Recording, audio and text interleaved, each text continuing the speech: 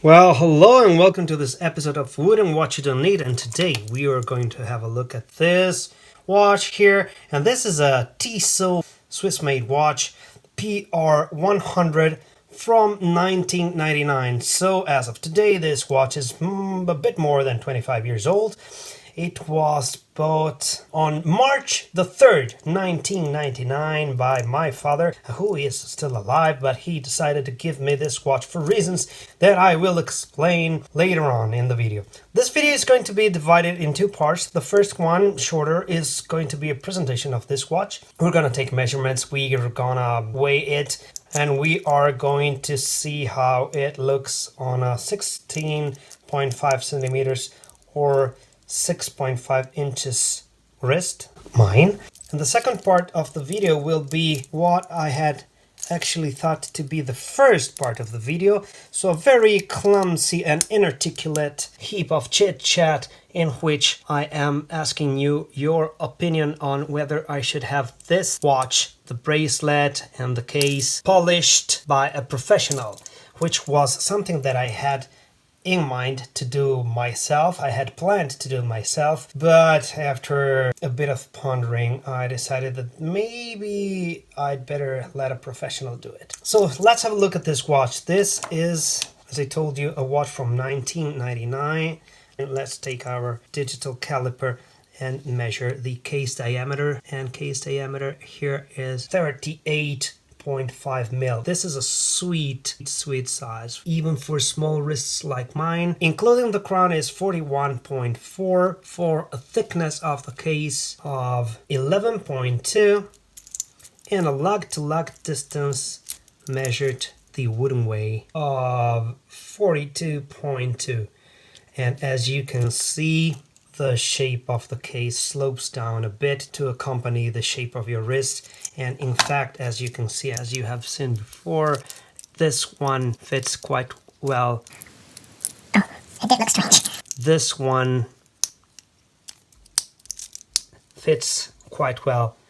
Even on a small wrist like mine, it doesn't look too big.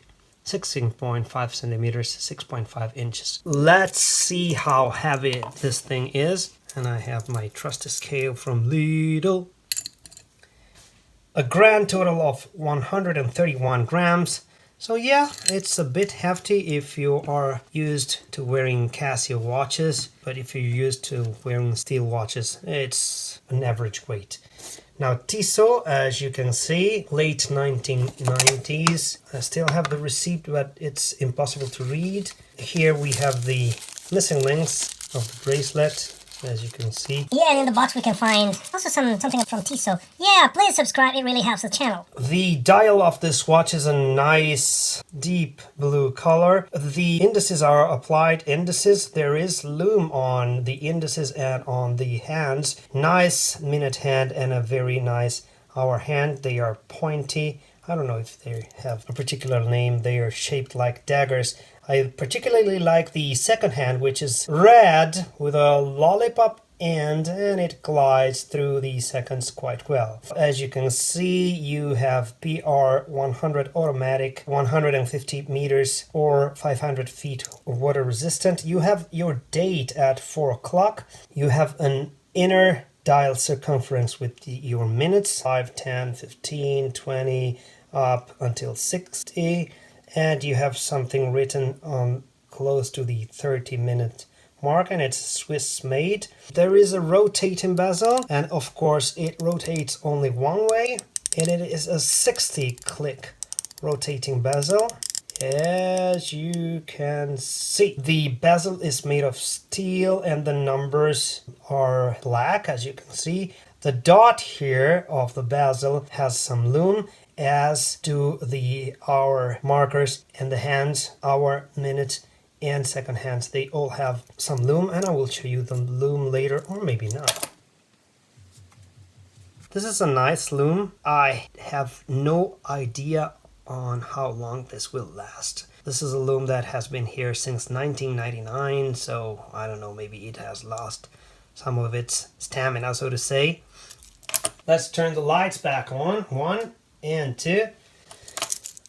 Let's have a look at the clasp. Now the clasp has you have one click and two clicks, like a security click. You have your T for Tissot on the clasp and the model number here, PR100. You have some micro adjustments here, and there is also the extension for when you're wearing your dive-in suit, as you can see. Well, I never go diving, but anyway, this shows that this watch was made for divers, or at least it can be used by divers. Of course, you have a screw-down crown and a hacking mechanism. Oh, this is a minus of this watch. The crown is really hard to grasp, even for a person with small fingers like me. But anyway, now I managed to unscrew it, and when you pull it out, it has a hacking mechanism. See that the seconds have stopped. I don't know about the date, if for sure this has a way of regulating the date quickly. So since I don't wear this watch on a daily basis and therefore it loses its wind, I never bothered to adjust the date on it. The bracelet, and as we talk about the bracelet, I will explain why there's a second long part of this video. The bracelet is, I like the design of the bracelet. I was going to say that the bracelet is beautiful, but of course this is highly subjective. But anyway, you can see that there are brushed parts like the sides and this part here, central part, and also there are some polished parts like these, I don't know how to call them, reverse letters U. These were mirror finished at the beginning, but now, and after, I think my father wore this watch for at least 10 years, there's a lot of scratches that these central parts of the links, they look almost brushed. But there was, and there still is a bit remaining, this nice contrast of brushed parts and polished parts. Case, as you can see, is or used to be polished. Let's have a look at the back of the watch. Oh, here it's focusing. It says Tissot automatic. I have no idea of what movement is inside this watch. Automatic. Then it says sapphire crystal. Yeah, I forgot to say sapphire crystal. Water resistant to 150 meters. Stainless steel construction. And the sapphire, as you can see, the crystal is flat. Also, the bezel stands a bit taller than the crystal, so it serves also as a bit of a scratch protection for the crystal. But then it's sapphire. It doesn't need that much of a scratch protection. You see that the crown is guarded, like there are crown guards here. Yeah, a nice little watch all in all. And how did I get this watch? Well, I think my father had forgotten to screw down the crown, and then he went to take a swim in the sea and some salt water must have entered in, and he brought the watch, which was not running anymore, to a watchmaker who told him, no, this watch is unserviceable. So 13 years later, I asked him, what about that Tissot that you have back in the late 90s, early 2000s? Oh, it's there, it's broken, it's unsalvageable. You know what? He told me, if you manage to have it fixed, you can keep it, which is what I did. I found a watchmaker who was willing to service the watch, and for, I don't know if it was 120 or 150 euros, I had my watch. This watch originally cost, this was in old lira, so it was around 500,000 lira, maybe 480,000 lira, which today would be 240, 250 euros. If we have to adjust it for inflation, it should be more 450. So this has been Wooden Watch You Don't Need, and today we have had a look at this late 1990s Tissot PR100. Like if you like this video, and comment please. I answer to all the comments, and I will see you on the next of Wooden Watch You Don't Need. Ciao. Well, hello and welcome to Wooden Watch You Don't Need, and today it's going to be a bit of a tinkering video.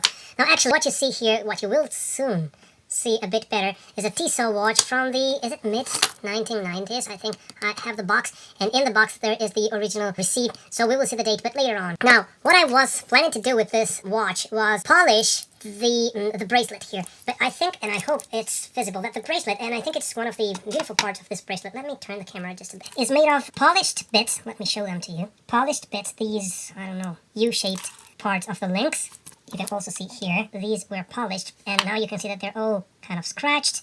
And other parts of the bracelet, like the inside of the U-shaped parts of the links, and also the sides, and these parts are not mirror polished, they have more of a brushed finish. So the side and the middle have kind of a brushed fillings, whereas the center elements are polished. And also something similar can be said for the clasp. The clasp originally was polished with the polished T for Tissot, but the background of the T was brushed. As maybe you can see, I had embarked on a project which was that of polishing the center of links and then brushing with the 3M green pads the sides and the center. And so I started to mask tape, as you can see, the back, but of course my aim was masking the sides. But this is a mistake, because it would make much more sense for me to give it a brushed finish to the whole of the bracelet and then mask the brushed parts and only polish the polished parts of the bracelet, which, as we can notice, are easier to polish because they stand at a higher level, as you can see, than the matte and the brushed parts. So what I'm going to do now is I'm going to take off the masking tape and reassemble the watch, show the watch to you, tell you a bit about the story of this watch, and then ask you for your advice. So should I keep it as is with all its scratches telling its story, or should I have it polished?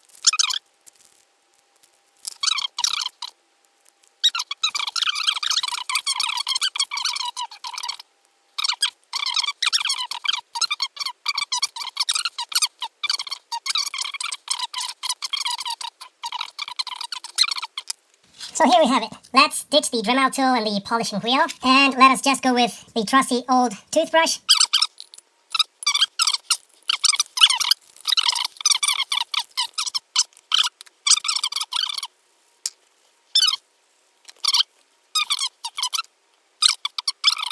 So here you have it. After a lot of toothbrushing, the watch is ready to be reassembled.